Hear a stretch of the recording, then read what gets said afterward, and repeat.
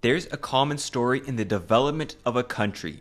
First, a poor population predominantly survives through agriculture, with most people in a country working in some sort of subsistence farming. Then, as they get richer, they start to organize their production abilities and make manufactured goods in large assembly lines. Finally, when they get even richer, they outsource these, let's be honest, tiring jobs to other countries and become an economy which mostly grows through services. This farming to manufacturing to services pipeline is so ubiquitous in economic development that I'm sure you remember learning something about it as a little kid. And there's some pretty good evidence to believe this. The three most developed regions on Earth, North America, Europe, and East Asia, all quite clearly went through these stages of development. Nowadays, whether you're Chinese or Canadian, you're much more likely to end up at an office for work than a factory or a farm. And the opposite is true too. Some of the poorest countries on Earth are primarily agricultural, notably sub-Saharan African countries, most of whose people are farmers. But there's one standout case among the rich nations, a rich country that has managed to keep and be known for its farming population. It's right here, at the bottom of the world. Further, it's New Zealand. Despite having about 5.25 million people, number 125 by population, it manages to export the 15th most amount of food out of any country on Earth. It also exports the most milk of any country, the same with honey and butter, second most sheep and lamb, sixth most beef, and seventh most wine. I'm sure someone could chef up these ingredients into an amazing meal. Now, this isn't to say New Zealand is an agricultural country. By most metrics, it is a firmly service-based economy. Almost 3/4 of its workforce and production are in services. 85% of New Zealanders live in a city, half the population just in its 6 largest cities. But unlike most advanced countries, up to 10% of its people and production are found in farms. It's also common to work in a farm-adjacent industry, considering that food is by far the largest thing New Zealand gives to the outside world. There are 9 countries on Earth in which the majority of their exports are food. New Zealand is easily the richest of this bunch. It's not even close. Add services to the export mix though, and now 0 countries have food as a majority export. But New Zealand now takes the number 1 spot at 46% of its exports, anything it sells to the outside world being food. By this measure, you could argue that New Zealand is the most agricultural country on Earth, and it doesn't seem poor to me. How did this happen? 4 obvious things stick out about the country's location. First is the fact that it's on this half of the globe, not on this one. 86% of humanity and 68% of its land is in the northern hemisphere, so most farm production follows their seasons. Demand for beef, milk, and wine doesn't suddenly stop in the winter, so it may help to import from a country whose summer is your winter. Add in that around 3/4 of the world's purchasing power are in countries with regular snowy winters, and you have some pretty large consumption humps to smooth with southern hemisphere crops. Second is that large consumer it sits beside, China. Its 1.4 billion people are an endless pit of demand.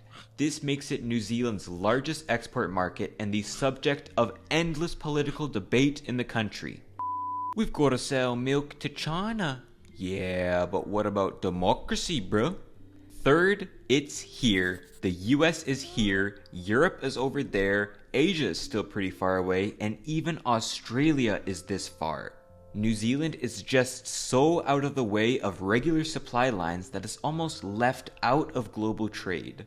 The average consumer good travels a little less than 5,000 kilometers from its point of origin to its buyer. In a New Zealand context, that's the distance from Auckland to around Darwin. New Zealand is about 9,000 kilometers away from China, 11,000 from America's west coast, and up to 20,000 kilometers away from Europe. So it incentivizes the country to import and export completed goods rather than half-manufactured ones in some large chain of value. The end result? Only 3 high-income countries have a lower trade to GDP ratio than New Zealand does: Japan, Australia, and the USA. The 2 most populated high-income countries, and the one right next to New Zealand. And lastly, there's just good farmland here. Millions of years of volcanic activity bringing fertile soils and sprawling rough pastures have turned the country into a machine which processes grass into cash. But it wasn't only the luck of the land which made New Zealand the export giant it is today. The important part is the people must use the resources they're given to the best ability they can. First of all, their barriers to trade are some of the lowest on Earth. By tariff rates, New Zealand is in the bottom 10 countries worldwide. I mean, they kind of need to be. The country does not have the scale or the location to catch easy trade wins. In order for New Zealanders to afford their cars, TVs, and raw materials, they need to come in from the outside, cheaper world. And the opposite is true with their exports too. Agriculture is generally a very protected industry worldwide. I even have a whole video on this phenomenon. Every year, over $600 billion is paid in some form of government aid to farmers across the world.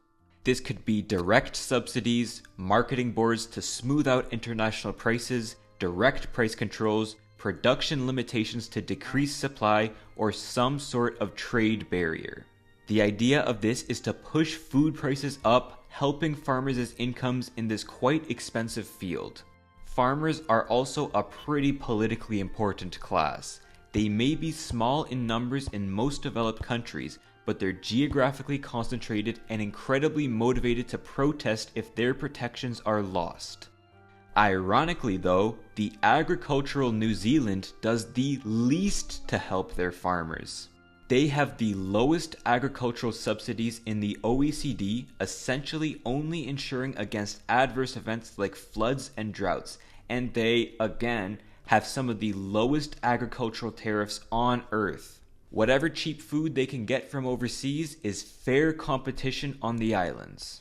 This is especially unorthodox since trying to lower food tariffs literally destroyed the World Trade Organization back in 2001, with negotiations stalling and never starting again since 2008. Cutting aid may seem like an easy way to destroy farmers' livelihoods, but there may be some benefits to it. For instance, with subsidies, farmers may not channel resources into what is most productive, but whatever gets them the biggest payout.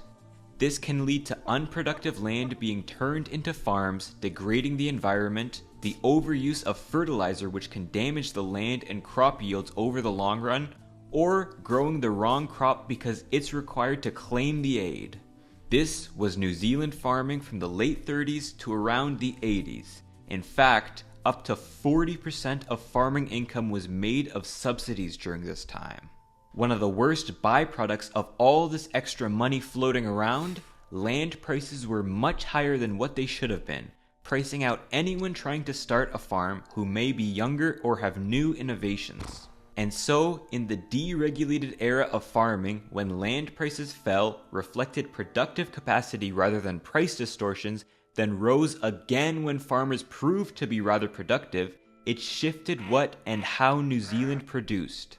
In the 80s, the islands had around 70 million sheep, since some incentives were given based on the number of sheep in your herd. But today, that number is only 26 million. The amount of dairy cows rose from 3 million to about 5 million, and the area used in wine production grew from 6,000 hectares to around 35,000 today. Farming became about matching consumer demand in the global market rather than government incentives. It was consumer demand to use more plastic in making clothes rather than wool, and to try another variety of exotic wine from a faraway land, so New Zealand's land use shifted to reflect that. Here's another byproduct: keeping farming alive as a profession. Out of the 5 Anglo-world countries, New Zealand has the youngest average age for a farmer at 52 years old. The last time America's farmers were 52 was 1987, practically a lifetime ago in average ages. Frankly, New Zealand didn't cut their farmers off of subsidies because of some master plan to increase productivity and take over the food trade. The government cut them off because it ran out of money. You see, for all its post-British history, New Zealand was a country dominated by agriculture, being introduced to the globe after refrigerated cars were invented in the 1860s. From the 1920s to 1960s, half of the government's cabinet ministers were farmers, and until the 1993 electoral reform, farmers were spread out in a way to maximize their performance in elections, having an outsized voice in government. It was almost a farmer-like mafia over democracy. The farming coalition was, as it was the prevailing wisdom of the time, pretty into state planning. It was just in the air, you know? Marketing boards, price controls, and limiting production using government-run cartels were common practices before the 80s. Much of the country was just used as a garden for the United Kingdom, where around 2/3 of their exports ended up. But reliance on a single industry exported to a single country was seen as quite harmful and almost offensive to its national identity. This is, after all, the same country which had rejected joining Australia and their common market in 1901. This led to the Fortress New Zealand program, a form of industrial policy which made manufactured goods from overseas much more expensive in New Zealand to incentivize companies to set up domestic manufacturing here and ensure their goal of full employment. In fairness, many multinationals did end up taking the bait, setting up plants all over New Zealand, like this shiny Ford factory, but it also reduced competition in the country and made life much more expensive for the average person. Inflation was in the double digits throughout the 50s and again from the 70s to nearly the 90s. And then the triple crisis hit. First, wool prices crashed by 40% in 1966, essentially cutting their export revenue by 16% in a single day, which itself caused an exchange rate crisis. This was the metaphorical layer of wool that was stripped off of the protectionist economy. Then, OPEC embargoed the sale of oil to Western countries in 1973, causing a global inflation and productivity crisis which hit this energy importer and its new manufacturing plants hard. And again in 1973, the British Macmillan government joined the European Economic Community, cutting New Zealand off from the preferential trade agreement they had with their former ruler.